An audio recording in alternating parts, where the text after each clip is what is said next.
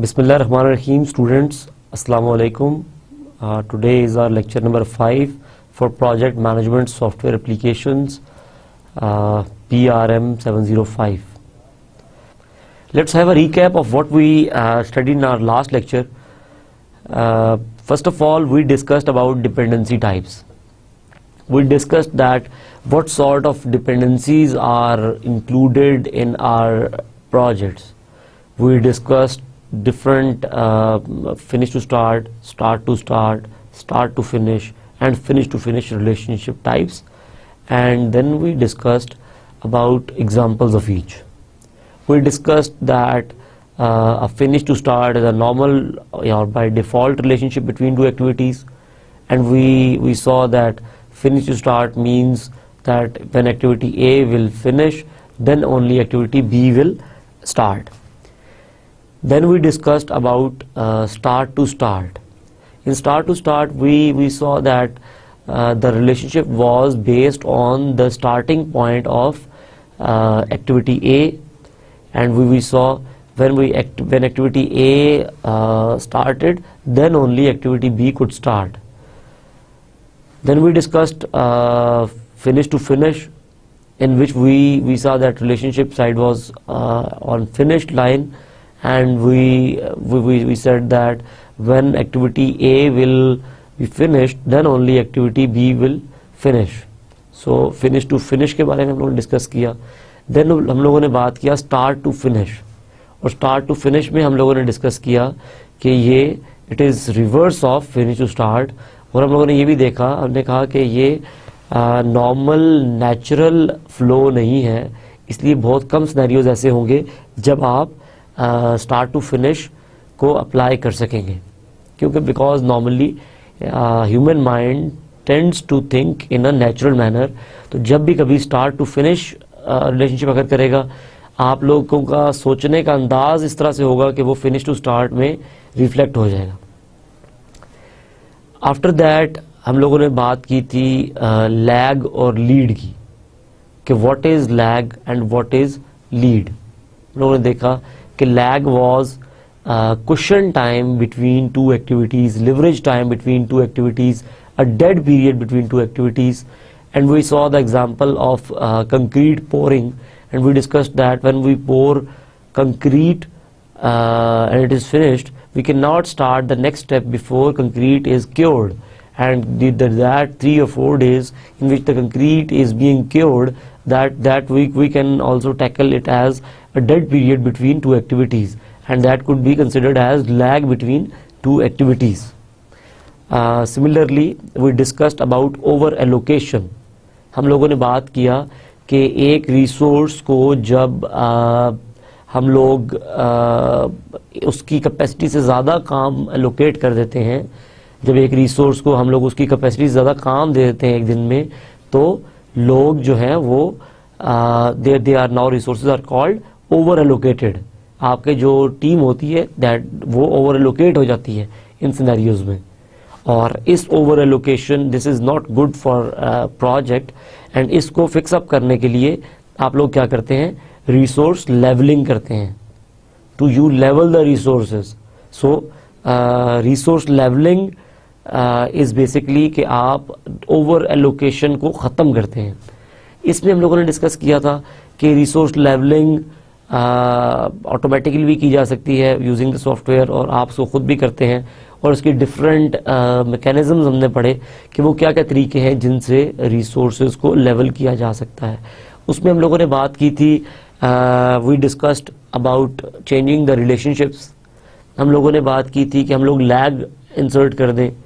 हम लोगों ने डिस्कस किया था कि हम लोग रिसोर्स की यूनिट्स को चेंज कर दें. हम लोगों ने देखा था कि रिलेशनशिप चेंज कर दें.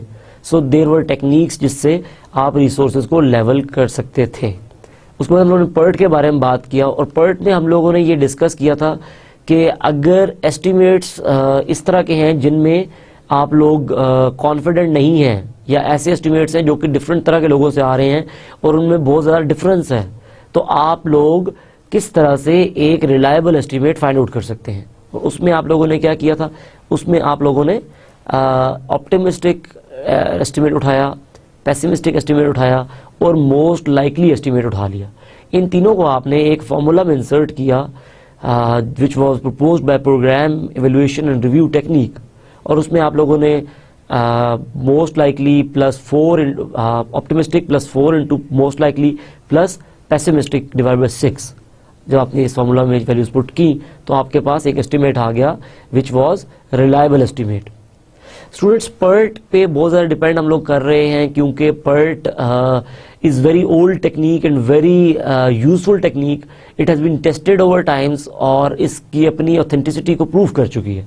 सो PERT is a very beautiful technique. So अगर आपको एस्टिमेशन में जब भी मसला आए तो आप पर्ट को यूज़ कर सकते हैं। Student, now coming to today's outline कि हम लोग आज क्या बातचीत करेंगे। हम लोग लैग लीड के बारे में बात को थोड़ी मजीद करेंगे। उसके बाद हम लोग नेटवर्क डायग्राम के बारे में कुछ डिस्कस करेंगे। क्रिटिकल पाथ मेथड को हम लोग डिटेल से डिस्कस करेंगे कि क्रिटिकल पाथ मेथड कैसे बनाया जाता है, क्रिटिकल पाथ मेथड की इंपॉर्टेंस क्या है, क्रिटिकल पाथ मेथड का होना क्यों ज़रूरी है और क्रिटिकल पाथ मेथड आपको किस किस तरह से बेनिफिट कर सकता है। स्टूडेंट्स, फिर उसके बाद हम लोग डिस्कस करेंगे गैंट चार्ट के बारे में कि गैंट चार्ट क्या है, गैंट चार्ट कैसे बनाया जाता है, इसके बारे में कुछ थोड़ी बहुत बातचीत हम लोग करेंगे। स्लैक को हम लोग डिस्कस करेंगे कि स्लैक क्या है, स्लैक के बारे में थोड़ी बातचीत करेंगे। Coming to our today's lecture, हम लोग देखते हैं चीज़ों को एक स्पेसिफिक सीक्वेंस में कि किस तरह से हमने डिस्कस करना है। गैंट चार्ट सबसे पहले देख लेते हैं, गैंट चार्ट क्या चीज़ है।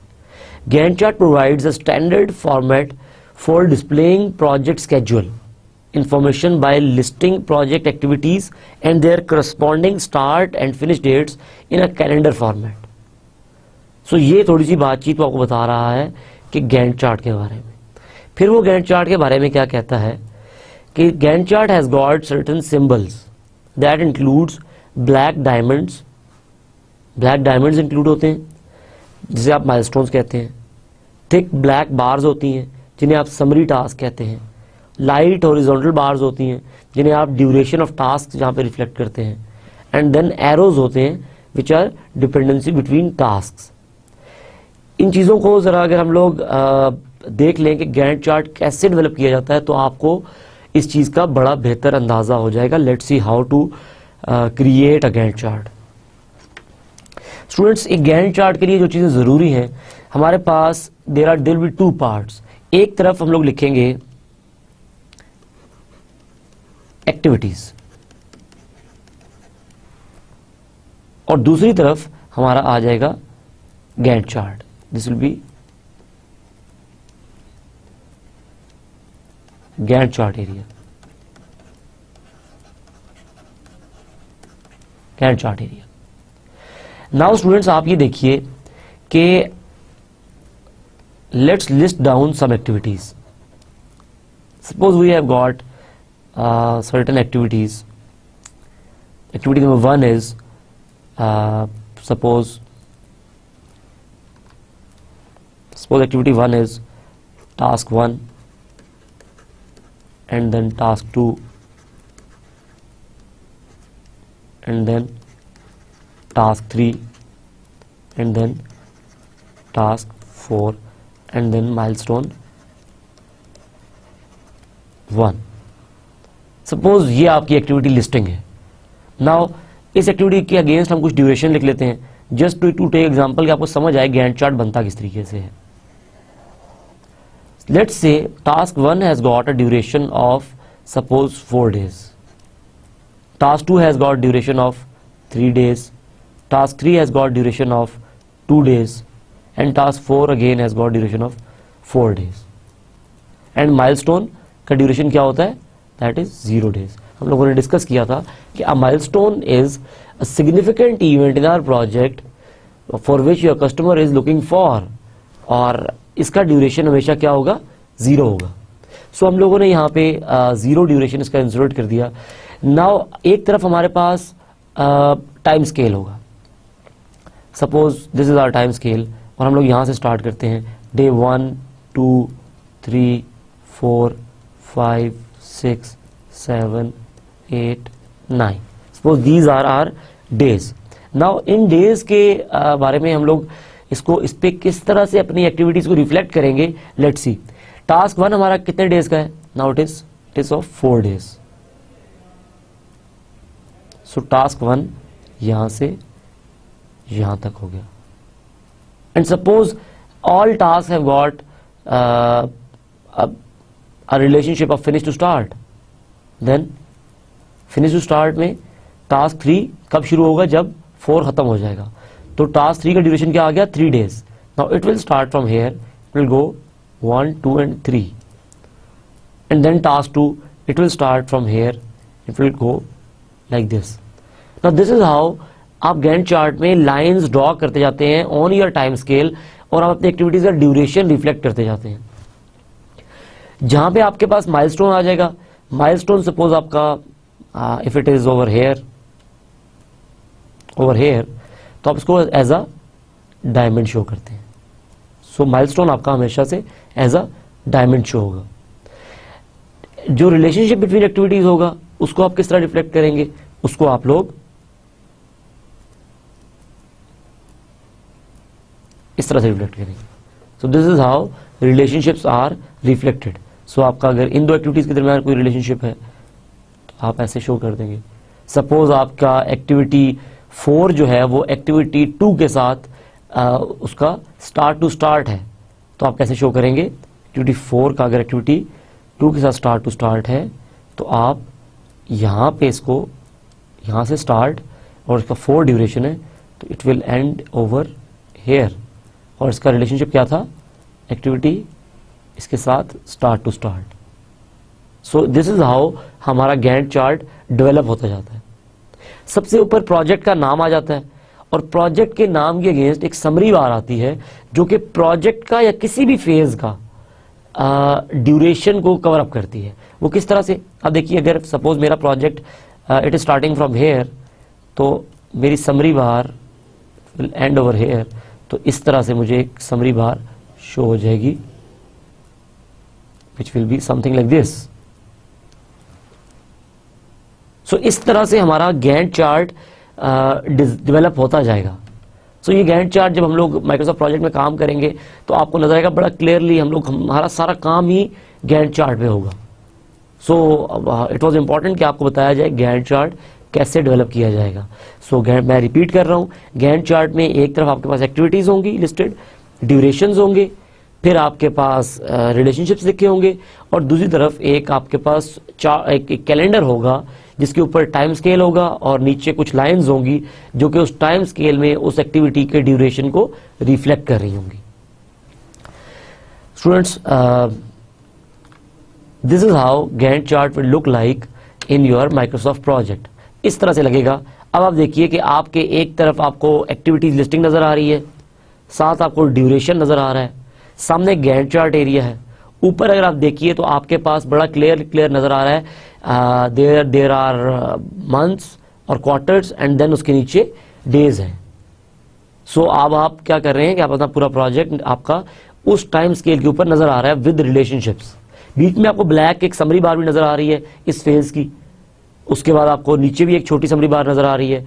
सो ये समरी बार उस फेज की तमाम एक्टिविटीज को इनकैम्पस कर रही है। This is all about Gantt chart. Now next very important thing is determining critical path of project X. कोई भी अगर एक project X आपके पास है तो उसका critical path कैसे determine किया जाएगा?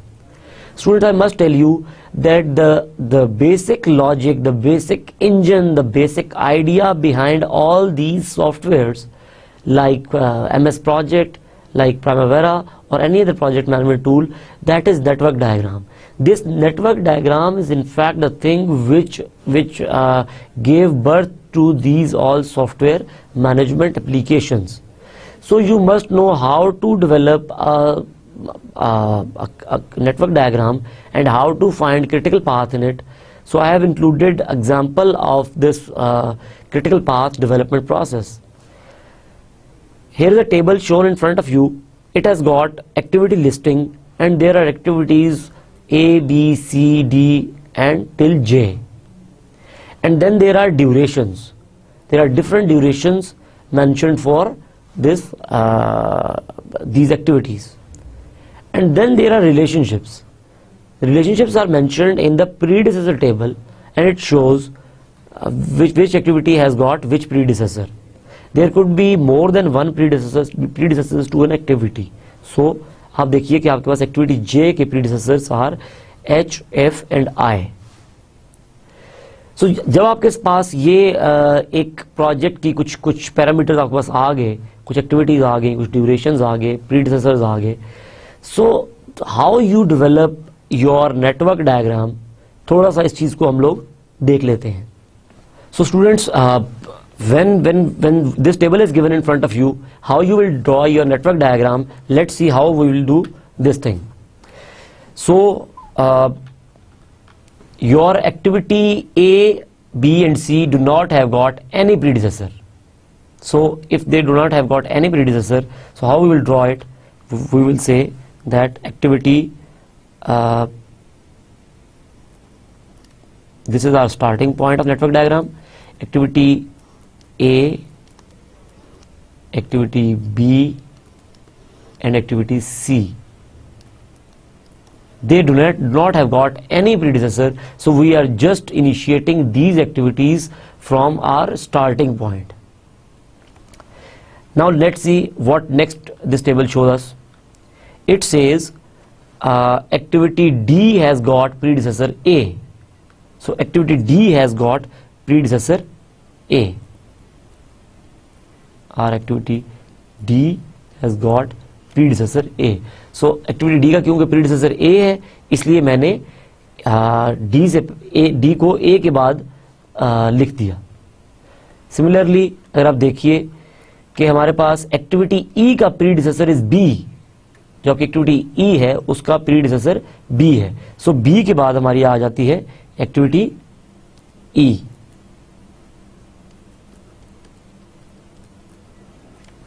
ये आपकी आ गई एक्टिविटी E. सिमिलरली आपका एक्टिविटी F का predecessor is also B. Activity F का प्रीडिसेसर भी आपके पास B है. So let's write it over here कि हमारे पास जो एक्टिविटी F है इसका प्रीडिसेसर भी क्या है? B है. F का प्रीडिसेसर भी B है. सो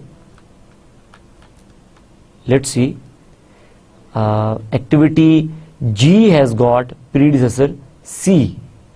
आपकी एक्टिविटी G का predecessor एक्टिविटी C है. So let's write it over here. Activity G has got predecessor C, and our activity H has got predecessor D and E. Activity H has got predecessor D and E. So writing it over here, कहाँ पे लिखेंगे हम लोग? D और E के सामने आपका H आ रहा है, तो हम लोग इसको यहां मेंशन कर देते हैं. क्योंकि H का predecessor is D and E. Similarly आपके पास जो आपका एक्टिविटी I है उसका predecessor is G. Activity I का प्रीडिसेसर G हो गया, तो आपका एक्टिविटी I का predecessor is G. This is how आप बनाते जाएंगे. आपने एक्टिविटी उठानी है, उसका प्रीडिसेसर देखना है, और you will keep drawing this thing on your notebook. Now last activity हमारी क्या कहती है? इट सेज एक्टिविटी J का predecessor H, F and I है. एक्टिविटी J का प्रीडिसेसर, आपका एक्टिविटी J का predecessor H, F and I है. सो स्टूडेंट्स, हम लोगों ने क्या किया कि हम लोगों ने अपना नेटवर्क डायग्राम आपके सामने बिल्कुल ड्रॉ कर दिया. हम लोगों ने बिल्कुल आपके सामने जिस तरह से रॉ नेटवर्क डायग्राम ड्रॉ किया जाता है, हम लोगों ने ड्रॉ कर दिया. नाउ स्टूडेंट्स, लेट्स सी के what are duration estimates for these activities. इन सबके ड्यूरेशन हम लोग इनके ऊपर मेंशन कर लेते हैं. सो A, B और C की ड्यूरेशन है 1, 2 एंड 3. सो इनके मेरे पास ड्यूरेशन आ गए. This is 1, this is 2 and this is 3.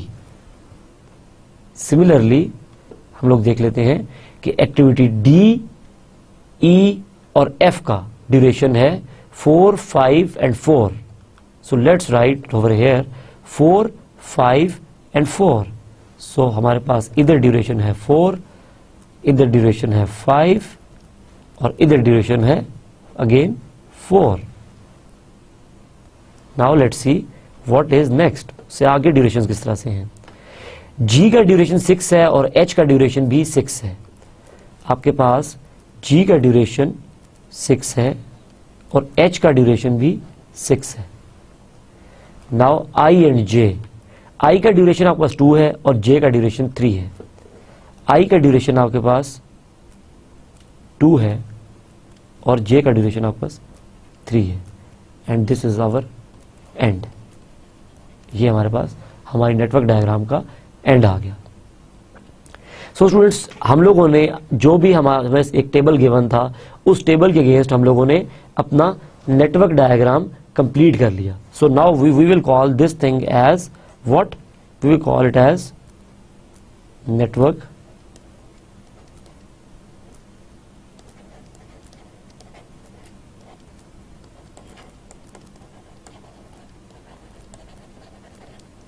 Diagram. So हम लोगों ने एक नेटवर्क डायग्राम ड्रॉ कर लिया. Now students, can you tell me कि how many paths are there? हम let's write down different paths in this network diagram.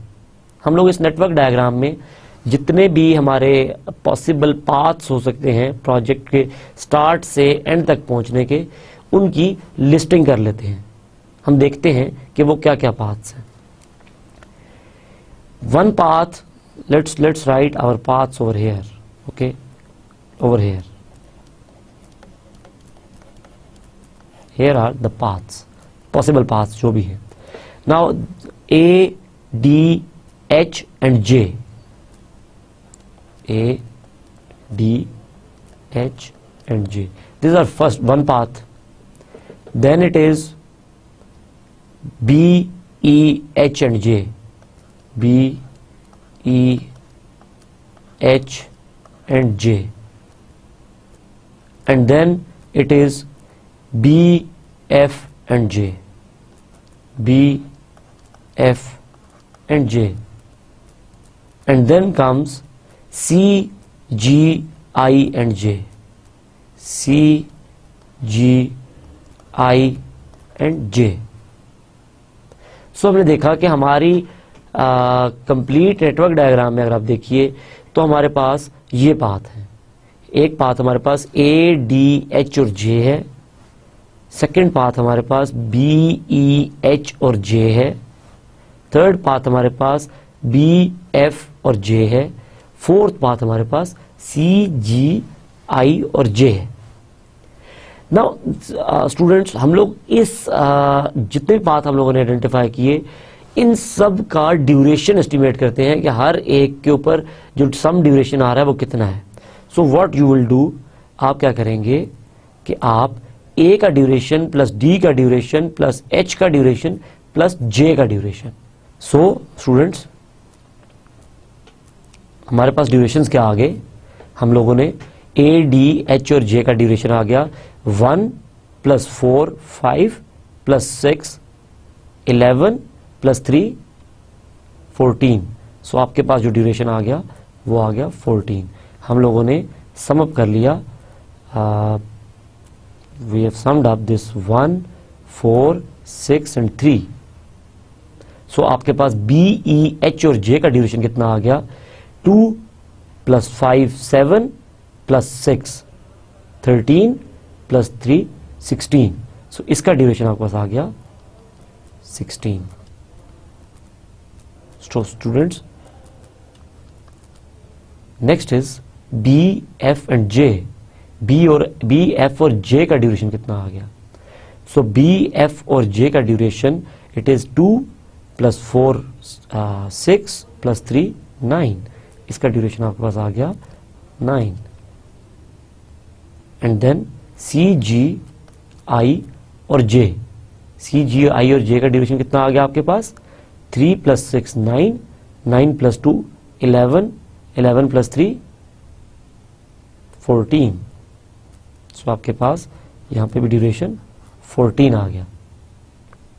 So students, हम लोगों ने क्या किया कि सबसे पहले एक्टिविटी टेबल में से एक्टिविटीज को उठा के उसका नेटवर्क डायग्राम डेवलप कर लिया, एंड देन उस नेटवर्क डायग्राम के हम लोगों ने तमाम पॉसिबल पाथ राइट डाउन कर लिए, एंड देन हर एक पाथ का हम लोगों ने टोटल ड्यूरेशन निकाल लिया।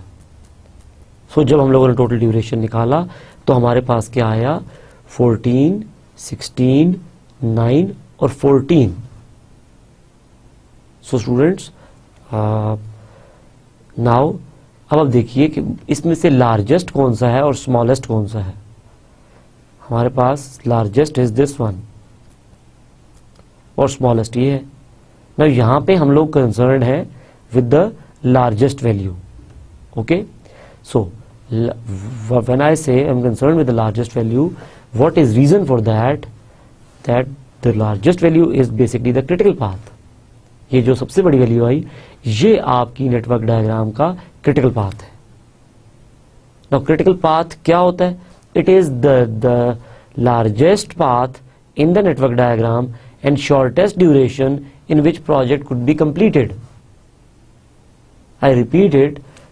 The critical path is longest path in your network diagram and it is smallest duration in which your whole project can be completed. So आपके पास जो critical path आ गया that is B, E, H और J, और इस क्यों आया, because इसका ड्यूरेशन है 16। So अगर मैं आपके पास critical path मार्क करूं यहाँ पे, तो आपके पास critical path आएगा, it is this line and then this line and then this line and then this line। ये आपका critical path है। This is your critical path। Now critical path, there are some very interesting things over here। हम लोगों ने पहले project में जब concepts पढ़े थे टी मेकिंग प्रोजेक्ट में, तो हम लोगों ने देखा था कि स्लैक क्या होता है। हम लोगों ने देखा था क्वेश्चन टाइम होता है। आगे हम थोड़ा डिटेल से भी देखेंगे इस चीज को, लेकिन अगर आप इसको यहां पे देखिए तो आपके पास जो क्रिटिकल पाथ आया वो that is shortest duration in which project could be completed, and this critical path, all activities on this path are critical activities. So activity B, E, H and J are critical activities, and when I say B, E, H and J are critical activities, that means these activities have got slack time 0. So these activities has got slack time 0, and if any of these activities delayed for even a minute, whole project will be delayed for a minute. अगर इनमें से कोई भी activities एक दिन delay कर दी जाए तो पूरा प्रोजेक्ट एक दिन डिले हो जाएगा. सो ये these activities are very important. So जब भी आप प्रोजेक्ट प्लान कर रहे होंगे, आप लोग स्लैक 0 एक्टिविटीज या आपकी जो क्रिटिकल एक्टिविटीज हैं या वो एक्टिविटीज जो क्रिटिकल पाथ पे लाई कर रही हैं, उन तमाम के बारे में you have to be concerned. आपने देखना है कि यार ये किस तरीके से ये एक्टिविटीज चलेंगी. So this same thing has been shown over here. अगर इसी नेटवर्क डायग्राम को नीटली बनाया जाए थोड़ा सा, तो ये नेटवर्क डायग्राम आपके सामने शो हो रही है. Now this diagramming method, this is bit formal way of developing the network diagram. और आप देखिए कि आपने एक्टिविटीज और उनका ड्यूरेशन आपने एरोज पे लिख लिया. So activity on arrow, AOA. This is AOA method of drawing the network diagram. So आप लोगों ने देखिए कि आपके सामने critical path method show हो रहा है, which is in bold, which is path 2. It is B, E, H and J. और इसका duration कितना आ रहा है? It is 16. और ये 16 duration कैसे आ रहा है? It is sum of B, E, H और J, which is 2 plus 5 plus 6 plus 3. So आपके पास क्रिटिकल पाथ में से आपने एक नेटवर्क डायग्राम में से आपने क्रिटिकल पाथ निकाल दिया. Students, critical path during the course of project change हो सकता है. इट कुड चेंज, और आप लोगों ने नजर रखनी है इस चीज पे कि क्रिटिकल पाथ कैसे चेंज हो रहा है. सिमिलरली जो nearest to the critical path है, which could be your second critical path, उस पर भी आपने बहुत नज़र रखनी है, बिकॉज उस पर जो एक्टिविटीज़ हैं दे आर ऑल्सो रिस्की, क्योंकि एक चीज़ डिले हुई तो वो शायद वो पाथ जो है क्रिटिकल पाथ कन्वर्ट हो जाए. If I am talking about this path 1 and 4, 1 and 4 could be the critical paths at some time. ऐसा हो सकता है कि आपकी कोई एक एक्टिविटी थोड़ी डिले हो या थोड़ी सी अर्ली हो जाए एग्जीक्यूट, तो आपका ये 14 डेज वाला पाथ है ये क्रिटिकल पाथ बन जाए. सो तमाम वो एक्टिविटीज़ जो कि क्रिटिकल पाथ पे हैं उनको तो डिले किया ही नहीं जा सकता, लेकिन वो तमाम एक्टिविटीज़ जो कि सेकंड टू क्रिटिकल पाथ पे हैं, जो कि नेक्स्ट पॉसिबल क्रिटिकल पाथ पे हैं, उनके बारे में भी आपने बहुत ज़्यादा ख्याल करना है. उनके बारे में भी आपने बहुत सोचना है कि कहीं वो तो क्रिटिकल पाथ पे नहीं आ रही, because they are also risky activities. So students, this is how we draw our critical path. So suppose कीजिए कि इस जगह पे I would like you people कि आप यहाँ पे आई वुड वांट कि आप लोग ब्रेक लें, ब्रेक लेके एक कोई भी एग्जांपल उठाएं क्रिटिकल पाथ की और उसको ड्रॉ करें. सपोज करें मैं एक एग्जांपल यहाँ पे जस्ट आप लोगों को मज़ीद थोड़ी सी चीज़ समझाने के लिए एक एग्जांपल हम यहाँ पे ले लेते हैं और उसका क्रिटिकल पाथ ड्रॉ करके देखते हैं कि किस तरीके से जस्ट आपको एक बार और रिवाइज हो जाए. सपोज हमारे पास जो टेबल है वो कुछ इस तरह से है कि दीज आर आवर एक्टिविटीज़, ये हमारा ड्यूरेशन है और ये हमारा प्रीडिसेसर है. हम यहीं बैठे बैठे एक ड्रॉ करते हैं. सपोज एक्टिविटीज़ है हमारे पास A B C D E and F. Suppose ये आपके पास एक्टिविटीज़ हैं और सपोज इनके जो ड्यूरेशंस हैं it is 2, 4, 2, 5 and this is for A, this is for B, this is for C, this is for D and E के लिए हम कहते हैं it is 1 and F के लिए हम कहते हैं it is 2 again. So हम लोगों ने ड्यूरेशन एस्टिमेट कर लिए. नाउ लेट्स सी, हम कुछ प्रीडिसेसर्स अज्यूम कर लेते हैं क्योंकि हम लोग एग्जांपल जस्ट रन टाइम पे एग्जांपल क्रिएट कर रहे हैं, तो हम लोग कुछ प्रीडिसेसर क्रिएट कर लेते हैं. हम कहते हैं यार एक्टिविटी ए का कोई प्रीडिसेसर नहीं होगा हमारा, एक्टिविटी बी और सी का प्रीडिसेसर ए होगा, एक्टिविटी डी का प्रीडिसेसर बी होगा, एक्टिविटी सी का प्रीडिसेसर बी, एक्टिविटी ई का प्रीडिसेसर भी. सपोज आपका सपोज हम लोग ले लेते हैं सी एंड एक्टिविटी एफ का प्रीडिसेसर हम लोग ले लेते हैं अगेन सी एंड हमारी जो इसके बाद सारी एक्टिविटीज एंड हो जाएंगी. सो सपोज हम लोगों ने ये एक पाथ ले लिया और इसमें हम लोग एक एक्टिविटी लास्ट भी ऐड कर लेते हैं एफ जी एक्टिविटी, और जी का हम लोग ड्यूरेशन ले लेते हैं सपोज इट इज़ 4 और इसका प्रीडिसेसर हम लोग ले लेते हैं क्या, हम लोग इसका प्रीडिसेसर ले लेते हैं activity E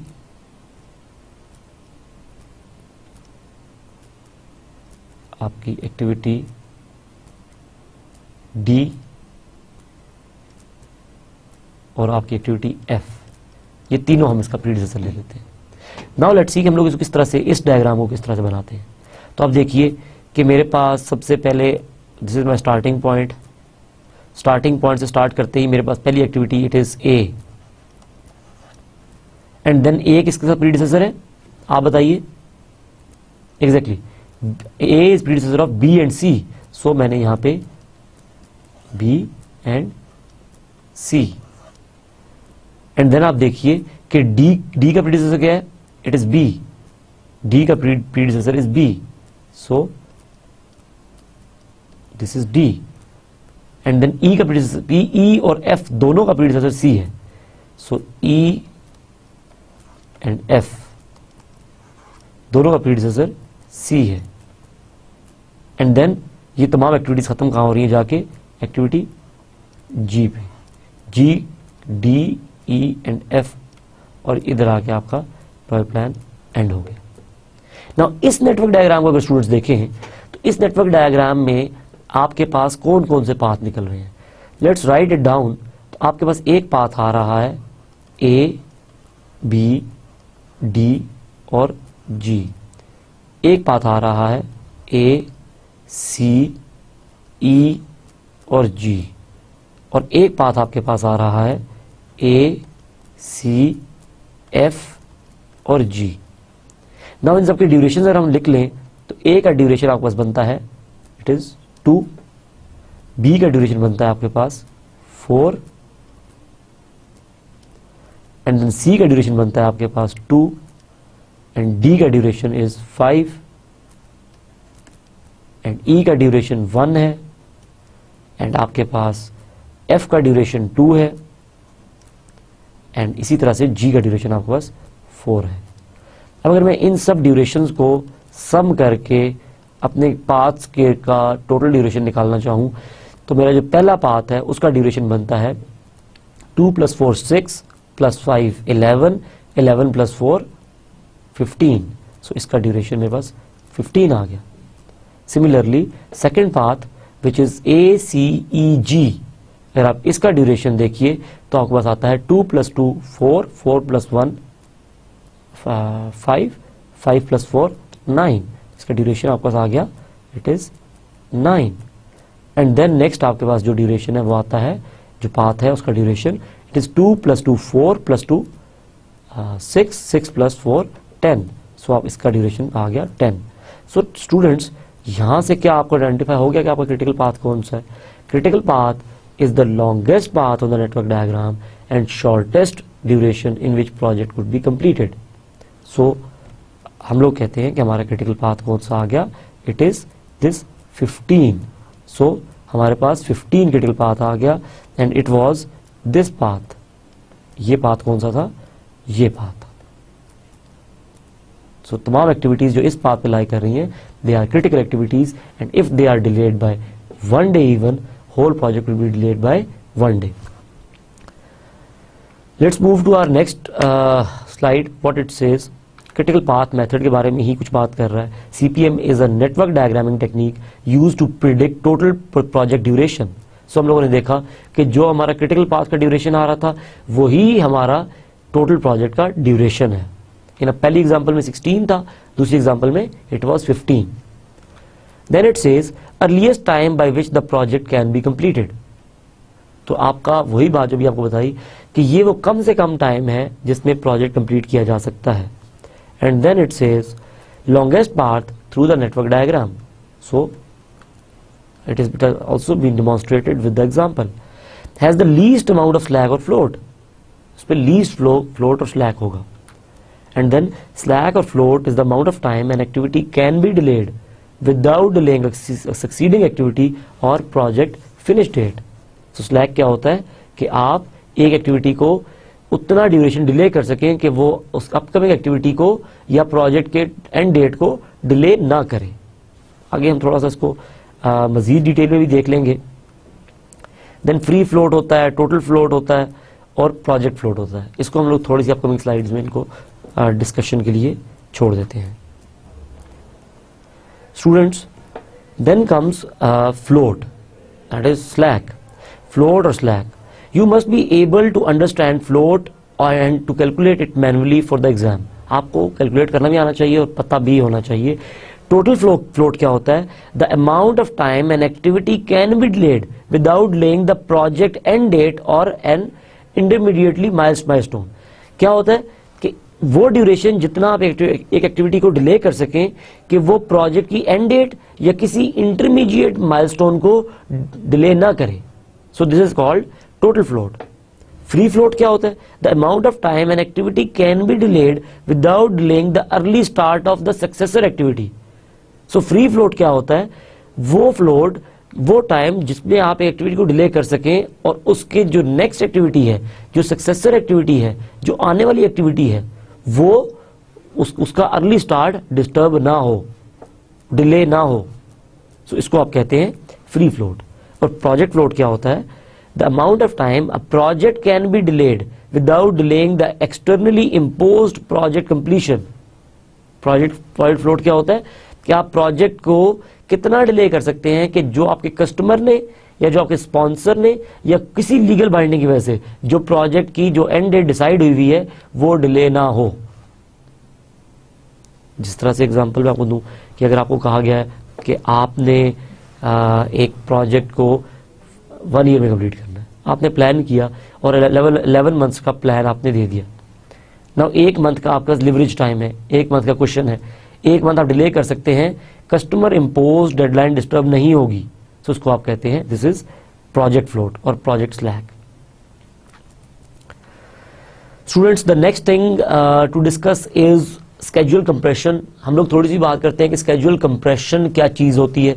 schedule compression is used when the desired result is to create output faster than indicated in the original project without having to change the project scope. अगर कभी ऐसा हो कि प्रोजेक्ट का स्कोप दे दिया जाए और आप प्रोजेक्ट को प्लान करें और आप कहें कि ये 12 मंथ्स में कंप्लीट होगा और किसी वजह से अगर आपको उसका ड्यूरेशन रिड्यूस करना पड़े विदाउट डिस्टर्बिंग द स्कोप, तो आप कहेंगे कि now you are in schedule compression. आप लोग स्केड्यूल कंप्रेशन करने वाले हैं। This is particularly beneficial if competitor is working on the same type of project and you need to finish first। अगर कभी आप किसी प्रोडक्ट की लॉन्च पे काम कर रहे हैं सपोज, और आप उस पे आपने उसको लॉन्च करना है, आपका कॉम्पिटिटर भी काम कर रहा है उस पे, सो इधर आपके लिए वर्दी चीज ये होगी कि आप उससे पहले लॉन्च करें। So your project must finish before finishing that project जो आपका कॉम्पिटिटर एग्जीक्यूट कर रहा है। सो इस जगह पे आप लोगों ने स्केड्यूल कंप्रेशन आपको करने की जरूरत पड़ सकती है। और दिस में भी कंपनी डिसीजन कि मैनेजमेंट या कंपनी या स्पॉन्सर या कस्टमर किसी वजह से आपको इस चीज़ें पुश करे या आपको एग्री अपॉन कराने की कोशिश करे कि आप अपना प्रोजेक्ट को कुछ जल्दी एग्जीक्यूट करें या एक लिमिट से जल्दी ख़त्म करें। सो ये वो तमाम सिनेरियोज हो सकते हैं जिसकी बेस पे आपको स्केड्यूल कंप्रेशन की ज़रूरत पड़ सकती है। Let's see schedule compression techniques क्या हैं। स्टूडेंट्स, स्केड्यूल कंप्रेशन टेक्निक्स क्या है? Let suppose the first technique is crashing. Crashing क्या होती है? क्रैशिंग ये होती है कि when the crashing approach is used, any additional cost associated with the rushing the project are reviewed against the possible benefits of completing the project on a faster timeline. So यहां पे आप क्या कर रहे होते हैं? इनफैक्ट तो schedule compression, suppose कीजिए कि आपके पास दो नॉर्मली चीजें होती हैं, एक होती है टाइम एंड एक होती है कॉस्ट। तो आपने इन दोनों के बीच में ट्रेड ऑफ करना होता है। You have to trade off, इनके बीच में आप ट्रेड ऑफ कर रहे होते हैं। कहीं पे वक्त अहम होता है, कहीं पे कॉस्ट अहम होती है, कहीं पे आप कहते हैं यार कि खैर है पैसे ज़्यादा लग जाए लेकिन काम जल्दी ख़त्म हो जाए, कहीं पे आप कहते हैं कोई बात नहीं बजट की कमी है, थोड़ा सा प्रोजेक्ट एक्सटेंड कर दो मगर बजट रिड्यूस कर दो, नए लोग हायर ना करो, इसी टीम से प्रोजेक्ट एग्जीक्यूट करवा दो। या आपको कहा जाता है यार कि आप जो है इसी टीम को पहले सिक्वेंशली यूज़ करें, पहले ये काम ख़त्म करें फिर अगला काम शुरू करें। या दूसरी बात यह है कि आपको कहा जाए कोई बात नहीं खैर है आप थोड़े से पैसे ज़्यादा खर्च कर लें और आप प्रोजेक्ट का टाइम रिड्यूस कर लें। एक बात को मद्देनजर रखें कि लाजमी नहीं है कि हर एक्टिविटी पे जब आप अमाउंट बढ़ा दें या आप इन्वेस्टमेंट बढ़ा दें या आपका बजट इंक्रीज कर दें या रिसोर्सेज बढ़ा दें तो वो कंप्रेस भी हो जाए। मैं उसकी एग्जांपल इस तरह से देता हूँ कि कंस्ट्रक्शन के प्रोजेक्ट के अंदर कंक्रीट पोर होनी है, ठीक हो गया। नाउ आपके पास जो एरिया है जिसपे कंक्रीट पोर होनी है, अगर आप एक मिक्सर प्लांट लगाएं और 10 लेबर लगाएं तो जितना टाइम लगेगा अगर आप 2 मिक्सर प्लांट लगाएं और 20 लोग लगाएं इससे ज़्यादा होगा। सो आप क्या करें, अगर आपने टाइम रिड्यूस करना है तो आप मिक्सर प्लांट्स बढ़ा दें और लेबर डबल कर दें, कंक्रीट की पोरिंग जल्दी हो जाएगी। सो आपने क्या किया कि आपने एक और मिक्सिंग प्लांट और 10 और लेबर लेके आपने इनफैक्ट बजट इंक्रीज कर दिया, कॉस्ट इंक्रीज कर दिया आपने ज़्यादा पैसे खर्च कर दिए और ज़्यादा पैसे खर्च करके आपने क्या किया कि आपने प्रोजेक्ट को स्पीड अप कर दिया। इसी के साथ एक और नेक्स्ट स्टेज आ जाती है, उसको देखिए ज़रा, उसको सोचिए कि क्या ऐसा होता है कि कंक्रीट ने क्योर होना है, सपोज 5 दिन लगते हैं इस कंक्रीट की क्योरिंग में, आप 10 बंदे वहाँ ला खड़े कर दें तो क्या कंक्रीट जल्दी क्योर हो जाएगी? नहीं होगी। जितने मर्जी पैसे खर्च कर लें, जो भी कर लें, कंक्रीट अपना टाइम लेगी ना क्योरिंग में। सो इस पे क्रैशिंग अप्लाई नहीं हो सकती। इससे पहले वाली एक्टिविटी पे क्रैशिंग अप्लाई हो सकती थी। सपोज करें आप कहते हैं कि कुछ फॉर्म्स हैं, कुछ फिजिकल फॉर्म्स हैं जिनको आपने कंप्यूटराइज्ड करना है, कंप्यूटर में एंटर करना है ना। अगर एक बंदा बैठा हुआ है, 1000 फॉर्म है और वो एक दिन में 100 फॉर्म एंटर करता है तो वो 10 दिन में 1000 फॉर्म एंटर करेगा। लेकिन अगर 2 लोग बिठा देंगे तो क्या होगा कि आपके वही 1000 फॉर्म 5 दिनों में एंटर हो जाएंगे। अगर आप 5 लोग बिठा देंगे तो रिस्पेक्टिवली वो भी टोटल टाइम भी रिड्यूस हो जाएगा। सो इस तरह से क्या होता है कि आप अपने प्रोजेक्ट में बाज़ औक़ात आपको ज़रूरत पड़ती है इस बात की, किसी भी एक्सटर्नल या इंटरनल कंस्ट्रेंट की वजह से, कि आप उसका टाइम रिड्यूस करें और ज़्यादा पैसे बेशक इन्वेस्ट करें। So whenever you reduce the total duration of your project by investing more resources in the project, you call it crashing. हम लोगों ने जो टी मेकिंग प्रोजेक्ट पढ़ा था, आपको याद होगा, तो हम लोगों ने कहा था कि हम अपने स्टोव को इकॉनमी पे ना चलाएं बल्कि फुल पे यूज़ करना शुरू कर दें अगर, तो हमारा जो बॉइलिंग ऑफ वाटर है उसका टाइम रिड्यूस हो जाएगा from 10 minutes to 8 minutes. So basically हम लोगों ने फ्यूल ज़्यादा खर्च किया, स्टोव जब फुल पे चलाया तो फ्यूल ज़्यादा खर्च हुआ मगर टाइम रिड्यूस कर लिया। क्यों? क्योंकि कस्टमर के लिए उस वक्त टाइम इंपॉर्टेंट था। सो क्रैशिंग के अंदर हम लोग क्या करते हैं, we employ more resources. It says adding more resources for the project, allowing additional over time. दूसरी बात ये हो सकती है कि आपकी जो एग्जिस्टिंग टीम है आप उससे ओवर टाइम काम करवाएं, और ये बात याद रहे कि ओवर टाइम के चार्जेस नॉर्मल वर्किंग आवर्स से डबल होते हैं नॉर्मली। सो आपको वो बेयर करने पड़ेंगे। लेकिन आप ये कंपनी का डिसीजन है कि कंपनी कहती है कि हमने ऐसा करना है या ऐसा नहीं करना। Similarly paying extra to receive delivery of critical components more quickly. Crashing का एक एग्जांपल ये भी हो सकता है कि मेरा एक प्रोजेक्ट था, उस प्रोजेक्ट का कुछ पार्ट मैंने आउटसोर्स कर दिया। जब मैं कहता हूं मैंने कुछ पार्ट आउटसोर्स कर दिया, इसका मतलब ये होता है कि मेरे प्रोजेक्ट में से कोई एक बड़ा चंक उठा के मैंने किसी और कंपनी को दे दिया कि ये आप एग्जीक्यूट कर लें। इसके क्या फायदे और नुकसान हो सकते हैं? आपने एक अपना पीस ऑफ प्रोजेक्ट उसको दे दिया, उसके पास अपनी टीम बैठी है, आप जब अपना काम कर रहे होंगे वो पैरेलल में एग्जीक्यूट कर रहा होगा। सो एट अ टाइम जो कि काम आपने कुछ काम करने के बाद करना था वो इसके साथ साथ शुरू हो गया, एक कंपोनेंट बनना शुरू हो गया। लेकिन इसके साथ साथ इसका नुकसान क्या है कि प्रोजेक्ट मैनेजर के पास कंट्रोल कम है, क्योंकि एग्जीक्यूटिंग कंपनी दूसरी है तो आपके पास कंट्रोल कम है। Now you are not in form of controlling that project in true manner. True sense में आप उसको कंट्रोल नहीं कर पा रहे। इसको फिर मिटिगेट किस तरह किया जाता है? इसको मिटिगेट करने के लिए आप लीगल बाइंडिंग्स यूज करते हैं, आप कॉन्ट्रैक्ट्स लिखते हैं। आप कॉन्ट्रैक्ट्स में अगली कंपनी को बाउंड करते हैं कि वो डिलीवरेबल ऑन टाइम दे और क्वालिटी डिलीवरेबल दे। और सेकंड चीज आप क्या करते हैं कि आप टेस्टिंग अपने हाथ में रख लेते हैं। कहते हैं जो चीज आप देंगे उसकी टेस्टिंग हम लोग करेंगे, अप्रूव हम करेंगे, then it will be considered complete. आपने क्या किया, आपने अपना प्रोजेक्ट था, सपोज करें आप लोगों को एक नया कंप्यूटर बनाना था, बिल्कुल उसके अंदर एलसीडी भी बनानी थी, तो एलसीडी एक स्टैंड अलोन यूनिट है। आपने उठाया, एक और कंपनी को कहा कि एलसीडी आप बनाए हमारे लिए और हम लोग बाकी काम करते हैं। By the time you are doing working on your CPU, keyboard, mouse, उस दौरान वो कंपनी एलसीडी डेवलप कर रही है। आप लोगों ने लीगल बाइंडिंग्स लगा दी, कॉन्ट्रैक्ट अच्छे ड्राफ्ट कर लिए। बाय द टाइम आपकी ये चीज़ कंप्लीट होगी उस वक्त तक आपका एलसीडी भी डेवलप होके आ चुका होगा. So this is how you outsource things. Now it says crashing में एक और काम क्या हो सकता है, paying extra to receive delivery of critical components more quickly.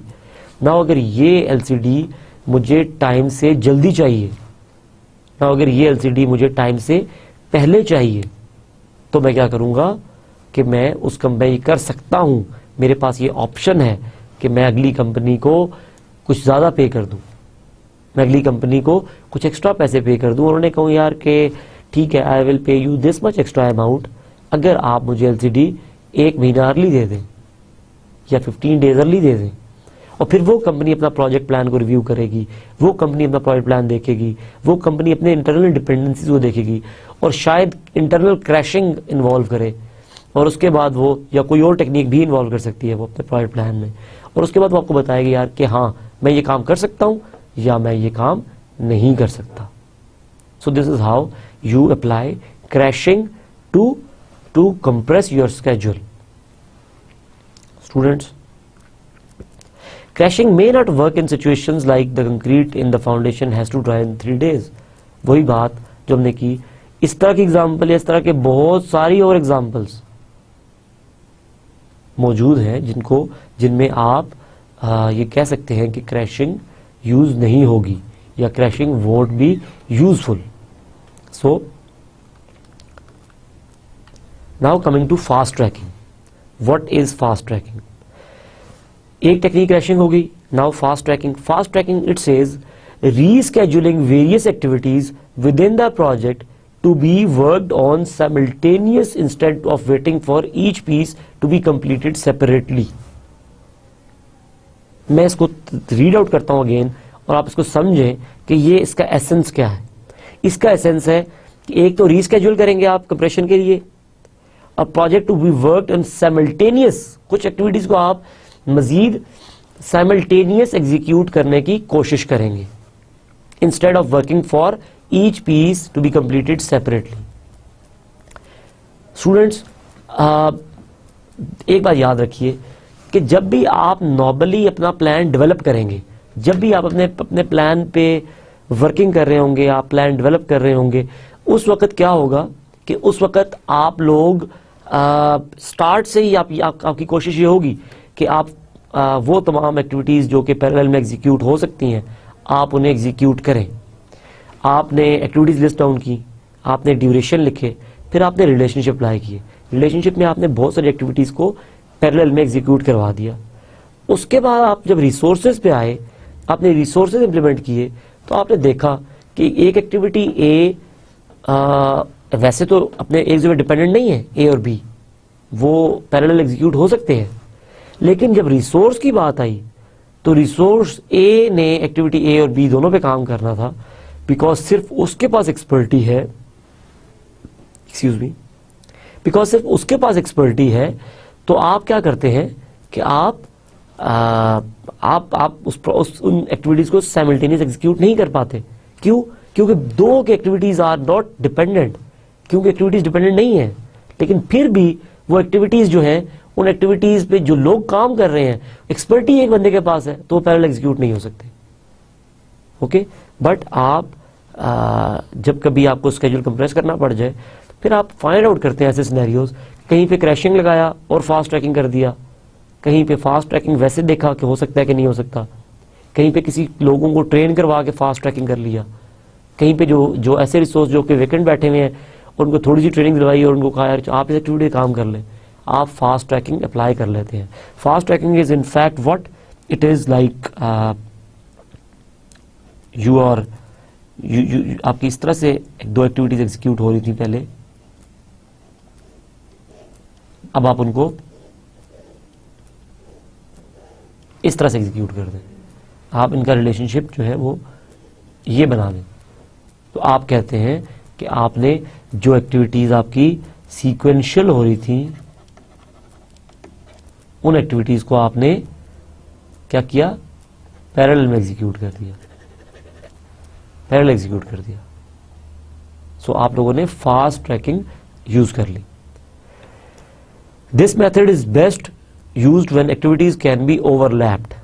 जब आपकी एक्टिविटीज ओवरलैप होने की पोजीशन में हो तो ये मेथड देन आप यूज़ कर सकते हैं।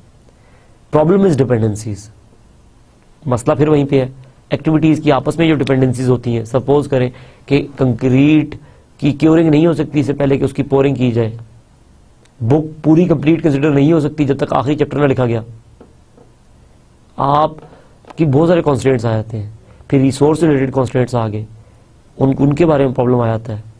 So if you work on design and production at the same time, your risk is that you need to rework production if the design is changed halfway through the process.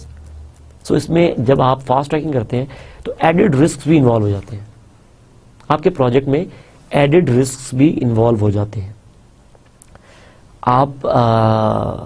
आपने कहा कि यार मैं ठीक है, मैं डिज़ाइन जब मेरा ऑल तक एक बेसिक डिज़ाइन बन जाएगा तो मैं प्रोडक्शन स्टार्ट कर दूंगा। हो सकता है डिज़ाइन को दोबारा से चेंज करना पड़ जाए, तो सारी प्रोडक्शन कॉस्ट और वो सारी चीज़ें, रिस्क है कि वो ज़ाया हो सकता है। सो इस तरह की चीज़ें फास्ट ट्रैकिंग के अंदर ये लिमिटेशंस आ सकती हैं, मगर fast tracking is very good schedule compression technique. ये देखिए आपका क्रिटिकल पाथ जो है वो इस तरह से नज़र आएगा, ठीक है, जो कि रेड कलर में इस वक्त आपका गैंट चार्ट पे है। ये आप कहेंगे आपका क्रिटिकल पाथ है। सो this is your critical path.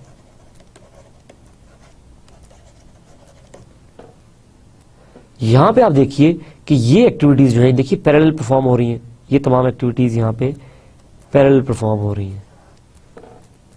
Fast trekking में आप इस तरह का सिनेरियो क्रिएट करते हैं। फास्ट ट्रैकिंग में आप क्या करते हैं कि आप इस तरह का सिनेरियो क्रिएट करते हैं। सो इस तरह के जो सिनेरियो होते हैं आप कहते हैं कि फास्ट ट्रैकिंग हो सकती है। सो इस तरह के सिनेरियो में आप फास्ट ट्रैकिंग को यूज करते हैं। 3 main techniques for shortening schedule, 3 basic techniques हैं। Shortening duration critical path task by adding more resources और क्रैशिंग और फास्ट ट्रैकिंग। ये 3 टेक्निक्स जिनका हमने बात की। क्रिटिकल पाथ मेथड ये कहता है कि ये 3 वो टेक्निक्स हैं जिनको यूज करते हुए आप अपने प्रोजेक्ट का टोटल ड्यूरेशन कम कर सकते हैं। So students, this was all for today's lecture.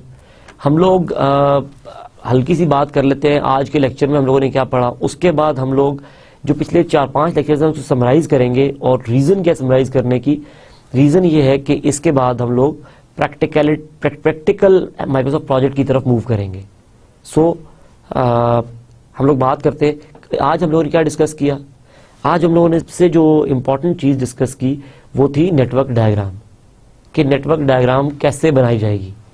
हम लोगों ने 2 एग्जांपल्स ली, उनकी एक्टिविटीज़ को लिस्ट डाउन किया, उनके ड्यूरेशन लिस्ट डाउन किए, उनके प्रीडिसेसर लिखे और देन एक नेटवर्क डायग्राम बनाई, उसके तमाम के तमाम पाथ्स लिखे, हर पाथ का ड्यूरेशन सम अप कर लिया और जो लॉन्गेस्ट ड्यूरेशन था उसको हमने कहा कि ये हमारा क्रिटिकल पाथ है। उसके बाद हम लोगों ने आज के लेक्चर में गैंट चार्ट पे काम करना सीखा। हम लोगों ने देखा गैंट चार्ट कैसे बनाया जाता है, गैंट चार्ट कैसे बनाया जाएगा। तो हम लोगों ने गैंट चार्ट पे थोड़ा सा काम किया। हमने देखा यार गैंट चार्ट में किस तरह से टाइम स्केल पे लाइंस लगाई जाएंगी, रिलेशनशिप कैसे एरोज से शो किए जाएंगे, किस तरह माइलस्टोन डायमंड बनेगा, किस तरह से समरी टास्क इनकम्पस करेगा अपने फेज की तमाम एक्टिविटीज की गैंट चार्ट लाइंस को। सो हॉरिजॉन्टल बार्स पे हमने थोड़ी चीज देखी। सो हम लोगों ने गैंट चार्ट बनाना देखा। देन हम लोगों ने स्टूडेंट्स बात की स्केड्यूल कंप्रेशन पे, और हम लोगों ने फास्ट ट्रैकिंग और क्रैशिंग को थोड़ा डिटेल में देखा कि फास्ट ट्रैकिंग क्या है और क्रैशिंग क्या है। हम लोग क्रैशिंग और फास्ट ट्रैकिंग करने के बाद हम लोगों ने क्रिटिकल पाथ मेथड के अंदर वो चीज़ें किस तरह से इनकॉर्पोरेट होती हैं वो देखी। एक हम लोगों ने स्नैपशॉट देखा किसी गैंट चार्ट का और उसमें से आइडेंटिफाई किया कि वो कौन सी जगह हैं जहाँ पे फास्ट ट्रैकिंग हो रही है, वो कौन सी जगह हैं जहाँ पे आपका गैंट चार्ट, जहाँ पे आपका क्रिटिकल पाथ शो हो रहा है in red. So this was all regarding today's lecture. Students, यहाँ पे मैं आपको बताता चलूँ कि हमारा जो नेक्स्ट लेक्चर होगा उसमें हम लोग प्रैक्टिकली देखेंगे कि किस तरीके से माइक्रोसॉफ्ट प्रोजेक्ट को इंस्टॉल किया जाएगा, किस तरीके से माइक्रोसॉफ्ट प्रोजेक्ट पे काम किया जाएगा, और हम लोग स्टेप बाय स्टेप हर चीज़ को शो करेंगे, देन उसको प्रैक्टिकली करके देखेंगे। और आप लोगों को अंदाज़ा होगा इस बात का कि पिछले 4 से 5 लेक्चर्स में आपने जो जो चीज़ें पढ़ी वो तमाम चीज़ें किस तरह से आपके जो प्रोजेक्ट मैनेजमेंट टूल है दैट इज़ माइक्रोसॉफ्ट प्रोजेक्ट और दैट इज़ प्राइमावेरा, उसमें किस तरह से अप्लाई हो रही हैं, किस तरह से उसमें यूज़ हो रही हैं। सो स्टूडेंट्स, हम लोगों ने इस पूरे कोर्स में अभी तक पिछले 5 लेक्चर्स में हम लोगों ने जो चीज़ें देखी उसके अंदर हम लोगों ने, आप देखिए कि एक्टिविटीज़ को ब्रेक डाउन करने पे बात की, WBS बनाने पे बात की, प्रोजेक्ट क्या है उस बारे में बात की, प्रोजेक्ट मैनेजमेंट क्या है उसके बारे में हम लोगों ने देखा, ऑर्गेनाइजेशन टाइप्स क्या हैं उसके बारे में हम लोगों ने बात की। हम लोगों ने डिस्कस किया कि हमारे पास प्रोजेक्ट मैनेजर की क्या क्या क्वालिटीज़ होनी चाहिए। हम लोगों ने डिस्कस किया कि वो क्या क्या चीज़ें हैं, वो क्या क्या फैक्टर्स हैं जो कि किसी सक्सेसफुल प्रोजेक्ट्स को मेक श्योर करते हैं। देन हम लोगों ने स्टूडेंट्स बात की थी फास्ट ट्रैकिंग पे, क्रैशिंग पे, जो हमारा आज का लेक्चर था, और डिफरेंट सिनेरियोज हमने देखे और डिफरेंट चीज़ें हम लोगों ने डिस्कस की, और ये तमाम के तमाम प्रीडिसेसर जो हैं हम लोगों ने कवर अप किए ताकि जब हम अपनी सॉफ्टवेयर की तरफ मूव करें तो हमें ये तमाम चीज़ें आती हों। मेरी कोशिश ये होगी कि मैं तमाम के तमाम कॉन्सेप्ट्स को गाहे बगाहे रिपीट करता जाऊं थ्रू आउट माई कोर्स, ताकि जब आप ये कोर्स पढ़ चुके हैं, जब आप एंड अप कर चुके हैं, तो कुछ चीज़ें आपकी फिंगर टिप्स पे आ जाएं। कोई आपसे पूछे स्लैक क्या है, आप बता दें स्लैक ये होता है। कोई आपसे पूछे क्रिटिकल पाथ क्या है, आपसे ये होता है। नेटवर्क डायग्राम कैसे बनानी है, कोई आपसे पूछे फास्ट ट्रैकिंग क्या है, क्रैशिंग क्या है, ये तमाम चीज़ें आप बताने के काबिल हो जाएं। सो स्टूडेंट्स, लेट्स होप कि हम लोग फ्रॉम आवर नेक्स्ट क्लास हम लोग अच्छे तरीके से यूज़ करना स्टार्ट करेंगे। और मैं आप लोगों को बताऊं कि जो हमारा जो नेक्स्ट लेक्चर है उसमें कुछ प्री रिक्विजिट्स मैं चाहूँगा आप लोगों के पास हों। आप लोग अरेंज कीजिए माइक्रोसॉफ्ट प्रोजेक्ट 2010 आप लोग बाय कर लीजिए, या आपको मार्केट में किसी भी कोई भी अगर आप DVD ले लें माइक्रोसॉफ्ट ऑफिस की तो उसमें आप लोगों के पास अवेलेबल होगा। सो आप लोग जाइए और जाके मार्केट में देखिए कि माइक्रोसॉफ्ट प्रोजेक्ट कहाँ पे अवेलेबल है, आज ही आप उसको बाय कीजिए और हमारे नेक्स्ट लेक्चर में आपके पास अवेलेबल हो माइक्रोसॉफ्ट प्रोजेक्ट 2010। फिर हम लोग देखेंगे कि उसकी इंस्टॉलेशन कैसे की जाएगी। उसकी इंस्टॉलेशन आपको सिखाने के बाद, उसके स्टेप्स आपको सिखाने के बाद हम लोग उसकी प्रैक्टिकल यूजर में चले जाएंगे। थ्रू आउट द कोर्स आपके पास जो इंस्टॉल्ड सॉफ्टवेयर पड़ा है आप उसको सामने रख के बैठेंगे।